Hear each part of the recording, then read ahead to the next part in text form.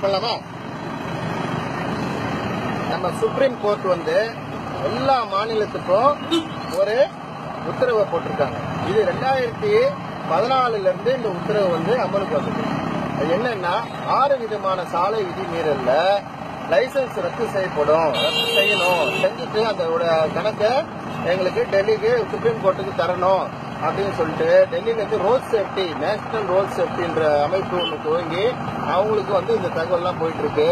சென்னையில வந்து ரோட் சேஃப்டின்னு சொல்லி சென்னையில இருக்கு.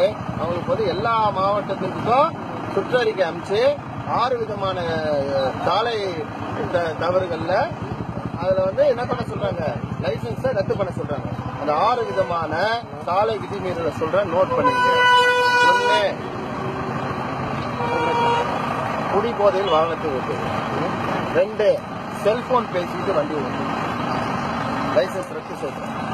3, அதிவேகமா போய் வாகனத்தை இயக்குவது, அதுல ட்ரிபிள்ஸ் போனோம்னா கண்டிப்பா லைசன்ஸ் ரத்து. 4, சிக்னல்ல மீறி போகுது. போலீஸ்கார் சிக்னல் வந்து போட்டிருப்பாங்க, ரெட் சிக்னல் போட்டுருவாங்க. ஆனா அவன் என்ன பண்ணா ரெட் சிக்னலை மதிக்காம போயிட்டே இருக்காங்க. ஸோ அந்த மாதிரி போனாலும் லைசன்ஸ் ரத்து. அதிக பாரம், ஒரு பெரிய வண்டி இருக்கு, கூட்ஸ் கேரேஜ் எடுத்து போறோம், ஓவர் வெயிட் எடுத்து போனா என்ன ஆகும், அந்த வண்டி பிரேக் எஃபிஷியன்சியே இருக்காது, பிரேக் பிடிக்காது, கட்டுப்பாட்டு டிரைவர் கட்டுப்பாட்டுல இருக்காது, ஆக்சல்லாம் உடஞ்சிடும் வெயிட் தாங்காம. ஸோ அதனால அதிக பாரம்னாக்கா லைசன்ஸ் ரத்து. கடைசியா 6வது, இந்த டாடா ஏஸ் வண்டி எல்லாம் பாத்தீங்கன்னா ஆட்கள்லாம் ஏற்றுக்குவாங்க. அது மாதிரி சரக்கு வாகனங்களில் ஆட்களை ஏற்றக்கூடாது. அது ஏற்றினா லைசன்ஸ் ரத்து. ஸோ இதெல்லாம் கவனமா வச்சுங்க.